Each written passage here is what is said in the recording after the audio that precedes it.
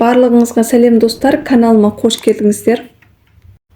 Бүгін сіздерге өте дәмді, оңай жасалатын печеньені жасалу жолын ұсынамын. Жылдам дайындалады, үгітілмелі болып шығады. Менің отбасыма өте қатты ұнады, сіздерге де ұнайтынына сенімдімін. Дәмі тіл үйіретін печеньені сізде жасап көріңіз. Видеоны соңына дейін қарап, каналыма тіркеліп, лайк басуды ұмытпаңыздар. Бізге керекті заттардың барлығын видеоның астына описанияға жазып қалдырамын.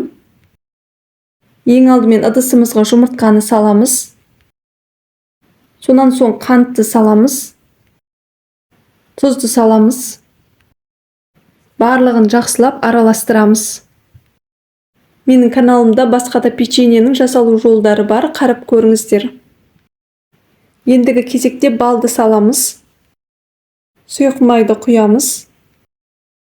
Сонан соң қопсытқышты саламыз. Ванилинді саламыз. Електен өткізілген ұнды саламыз. Барлығын жақсылап араластырамыз. Қамырымыз дайын.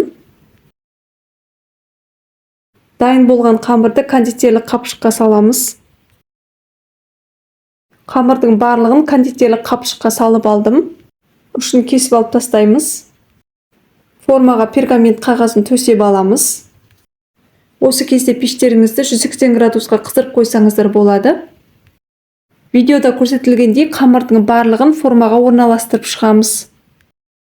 Менің каналыма тіркелмеген болсаңыз тіркеліп қойыңыз, алда бұйырса көптеген тағамдардың жасалу жолдарын салатын боламын. Печеньені сіздер де жасап көріңіздер, ұнайтынына сенімдімін.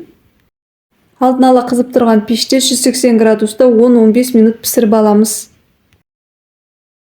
Мінекей достар, өте дәмді, жылдам дайындалатын печеньеміз дайын.